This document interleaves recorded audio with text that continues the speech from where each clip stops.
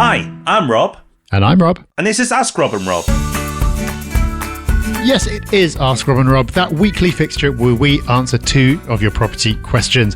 We love it because there is so much variety, always topics coming up that never have before. And the reason that happens is you send in such good questions. And maybe, Rob, that's because the way to do it is so easy. It really is. All you have to do is go to propertyhub.net/ask. And there you'll be presented a buffet of options. You can write in and potentially see your question in the Sunday Times being answered by our good selves. Or you can call in and leave a voicemail that way. Nobody will pick up, don't worry. Just leave your voicemail. You can take as many goes as you want and leave a message that way. Or you can leave a message directly via that link. Whatever you prefer, it does not matter.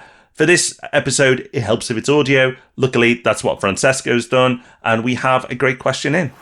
Hi, Rob and Rob. I'm Francesco from London. I've been listening to your podcast since I moved here from Italy in 2017.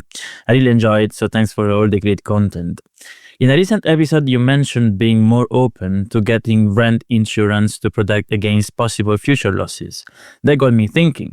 Given that I assume you're in a strong enough financial position to handle the occasional loss, and assuming the insurance premium is fairly priced to reflect the current government reforms, do you still see it as a rational move?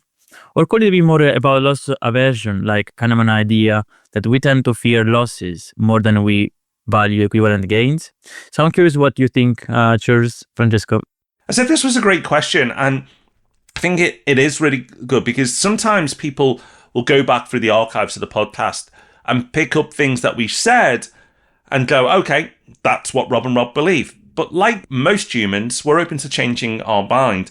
And this is a subject where I've changed my mind. So Mr. D has pretty much always taken out insurance and has said that's something he'll do.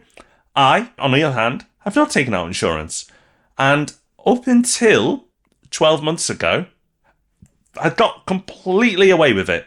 And I mean away with it because in the last 12 months, I haven't got away with it.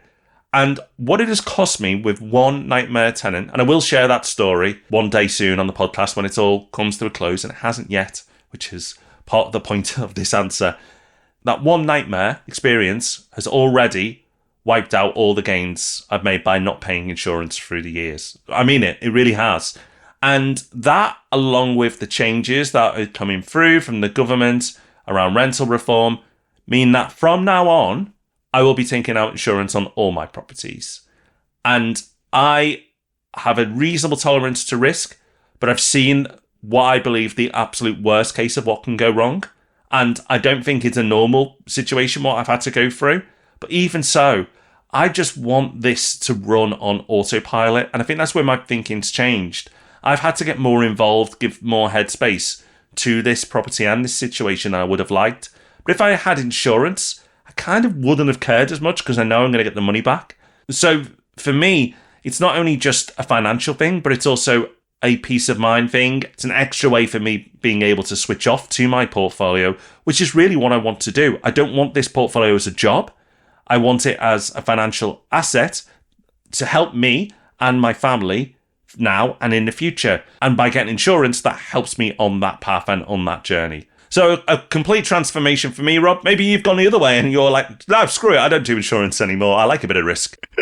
No, I mean, I've been inconsistent about it. I haven't done it on every occasion, but I think once these reforms have come in, I think I'm highly likely to be doing it like you say you're going to, just as a matter of course. The thing to bear in mind is that not all insurance policies are equal. This is not one where you can just go on a price comparison site and choose the cheapest, because there are big differences in how much they pay out, when they pay out, what the excess is, all that kind of thing.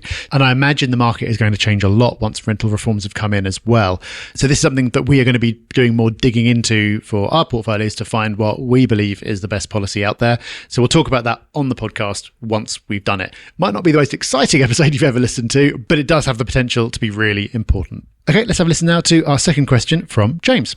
Hi Rob and Rob, my name is James from Hampshire. I just want to say thank you so much for all the good content that you guys have provided myself and others over the years. It's been absolutely fantastic in my property journey. I'm currently moving on to my third rental property, which is a leasehold property, a 2-bedroom maisonette, which I've just purchased, going through at the moment.